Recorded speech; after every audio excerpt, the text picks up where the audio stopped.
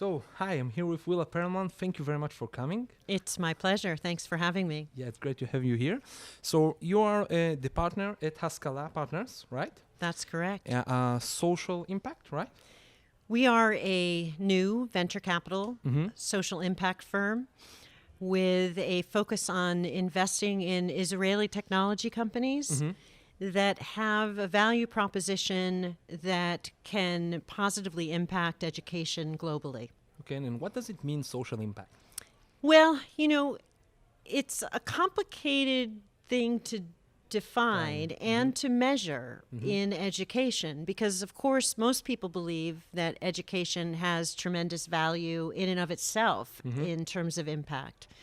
But in the education ecosystem, there are sort of traditional ways of education that have been failing students for many, many years. If you look at some of the statistics, students are not completing high school. I'm speaking about the U.S. right now. Yeah, okay. This is my market. Students are not completing high school. They are not completing a higher education degree. They are not entering the workforce with the skills that they need, 21st century skills. Yeah. And I'm not even talking about just hard skills. I'm talking about soft personal skills and soft skills.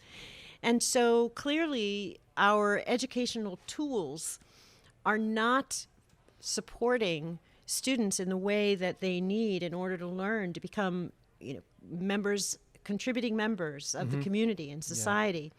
So we are particularly interested in disruptive tools that can somehow impact the way in which teachers teach, the way in which students learn, that will improve some of these statistics and will allow students to achieve greater engagement in learning, that will address different learning needs and different learning styles, and will collectively have a positive social impact on education in terms of equity, access, and completion. And how do you, when you meet a startup, what is the first thing that you ask them usually? I usually ask them what their go-to-market strategy is and who their target customer is. If they don't know those two things, they're not ready for an investment, and they are likely not going to succeed. Okay. And what do you see? I imagine that you already saw and see every day a lot of startups and a lot of early-stage companies and late-stage companies. What are the main verticals, the main focus that you see today? Well, the reality is they're all over the place. I mean, we've seen companies that have products and solutions for everything from preschool all the way up to lifelong learning and continuing learning. The areas that I'm particularly interested in and my partners are particularly interested in are in higher education, where there's a revolution going on in higher education. In 2026, we're going to have the lowest entering class of higher education in the U.S. in decades, because in 2008, during our recession, people stopped having babies. And so we now have a much smaller class entering the higher education field, and enrollments are plummeting. The other issue that we have is extraordinary student debt and an inability of most students to be able to pay for the high cost of education, even in public schools, where the cost of a one-year university or college education can be $35,000. If you go to a private school, it can, at this point, it's probably about $75,000. Now, students cannot do that. The majority of students have to work while they're in college, and they can't go to a traditional liberal arts 4-year school where they are engaged entirely in that. So what's happening now is online learning is disrupting higher education. It's becoming an alternative pathway.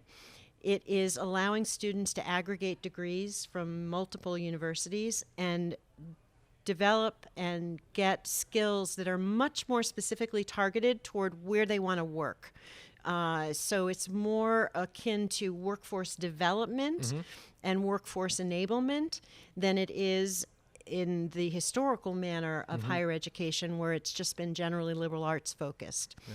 So this disruption that's going on in higher education means that there's an opportunity for new tools and products and services that can service that ecosystem. Most of the tools that you work with are complement the higher education or a supplement for the higher education? Perhaps both. Both? Yes, I think perhaps both. I mean, there are existing tools and services that require or have there where there's an opportunity to enhance them in some complementary fashion.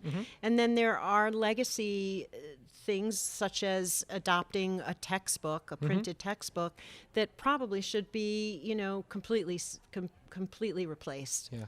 It's very interesting because in the EdTech, when we talk about K to 12, usually we talk about something that complement the educators. And here in the higher education, we see a lot of movements toward the shifting. Absolutely. Yeah. Well, I'm not saying that replacing the teacher is the right approach, either in higher ed or in K-12. But I do think that accessibility to teachers and teaching and knowledge is very different for a part-time student than it is for a full-time student in K-12. In K-12, what I would say is that the mistake of a lot of entrepreneurs who develop education technology is to think that somehow they have a better solution to a teacher. At the end of the day, the teacher is the only person capable of assessing the soft component of learning. Is a child frustrated? Is a child feeling sad for some reason that we don't understand, coming to school that day and is having difficulty learning? A computer can't figure that out. And so you really need to partner that one-on-one component where a teacher can provide that face-to-face sense and a sense of empathy that is very much a part of the social-emotional component of learning, along with the academic rigor and subject matter. Yeah.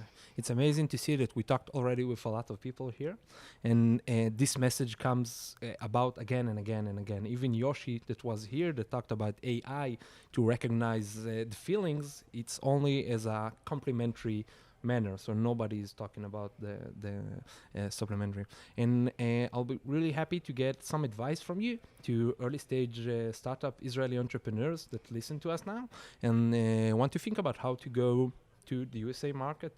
What do you think one of the things that they need to think about and do, and how to be active? Right. Well, I think many of the ed tech startups that I've met with here, and by the way, I've seen some extraordinary talent. I've seen extraordinary energy and creativity and innovation. So I'm very, very excited about what I've seen.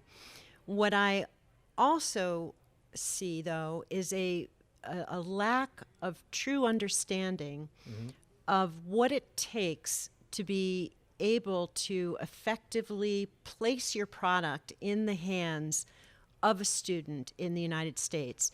It's a very complicated system. It starts with the Federal Department of Education that has some impact. There are certain federal policies related to education, such as the Common Core curriculum. But then it goes to the state and the State Department of Education. But then there's the district. And then it can even be, at the district level, the superintendent, who is the most senior educational administrator and official, has a tremendous amount of power and decision-making. And so in order to reach that superintendent and understand who has the power to make that buying decision, you really need experienced people who have the knowledge, but also have the relationships and can get a seat at that table. There are about 15,000 school districts that you can sell into in the United States.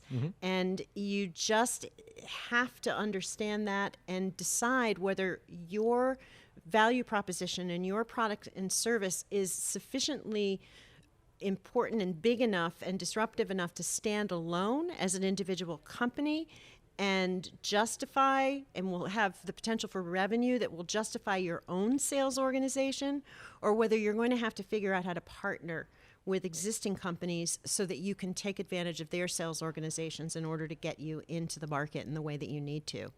Wow, amazing. I have so much more questions, but our time is up because of the convention, maybe later.